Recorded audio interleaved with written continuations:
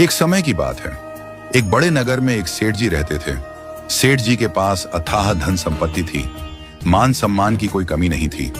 उनकी एक इकलौती बेटी थी जिसकी उन्होंने बड़ी धूमधाम से शादी की, एक प्रतिष्ठित और सम्मानित परिवार में। लेकिन दुर्भाग्यवश विवाह के कुछ समय बाद ही बेटी का भाग्य बदल गया। उसका पति जुआरी और शराबी निकला। धीरे धीरे उनके घर की सारी संपत्ति नष्ट हो गई। बेटी की यह हालत जानकर सेठानी जी का हृदय व्यथित हो उठता था। वो रोज सेठ जी से कहती, आप तो सैकड़ों लोगों की सहायता करते हैं, लेकिन अपनी बेटी की मदद क्यों नहीं करते? वह अपनी ही किस्मत से जूझ रही है।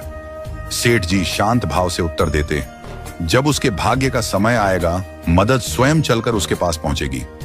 एक दिन सेठ जी किसी कार्यवश नगर से बाहर गए हुए थे। उसी दिन संयोग से उनका दामाद उनके घर आ पहुंचा। सेठानी जी ने उसका आदर सत्कार किया। मन में सोचा, अब तो यही सही मौका है बेटी की कुछ सहायता करने का। उन्होंने एक उपाय निकाला। मोतीचूर के लड्डू बनवाए और उनमें छिपा कर रख दी सोने की अशर्फियां। जब दामाद विदा होने लगा तो सेठानी जी ने प्रेम पूर्वक उसे 5 किलो शुद्ध घी के मोतीचूर के लड्डू उपहार में दे दिए। उनके मन में संतोष था, चलो बेटी की मदद किसी न किसी रूप में हो ही जाएगी।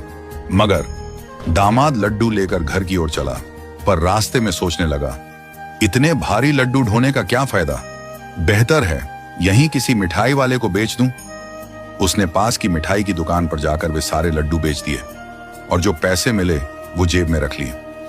उधर सेठ जी उसी दिन लौट रहे थे। रास्ते में मिठाई की दुकान पर रुके और लिए कुछ मोतीचूर के लड्डू खरीद ली। संयोगवश वही लड्डू सेठ जी को मिल गए जो कुछ ही समय पहले दामाद बेचकर गया था। सेठ जी लड्डू लेकर घर पहुंचे और हंसते हुए बोले, देखो भाग्यवान, आज मैं तुम्हारे लिए बाजार से ताजे लड्डू लाया हूं। सेठानी जी ने जैसे ही पैकेट देखा, उनकी आंखें हैरानी से फैल गईं।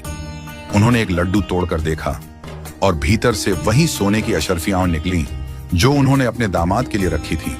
वो माथा पकड़कर बैठ गईं। सेठ जी को रोते रोते सारा वृत्तांत सुनाया। सेठ जी मुस्कुराए और बोले, मैंने पहले ही कहा था भाग्यवान, जब उसके भाग्य का समय आएगा तो सहायता खुद चलकर उसके पास पहुंचेगी। देखो, न वो अशर्फियां उसके भाग्य में थीं और न ही मिठाई वाले के। इसलिए कहते हैं, भाग्य से ज्यादा और समय से पहले किसी को कुछ नहीं मिलता। इस कहानी से हमें क्या सीख मिलती है? जीवन में जो कुछ भी हमें मिलता है वह भाग्य और समय के अनुसार ही आता है। कभी कभी हम किसी की मदद करना चाहते हैं, लेकिन अगर उसका समय नहीं आया तो वह मदद उस तक नहीं पहुंचती। जैसे झूला जितना पीछे जाता है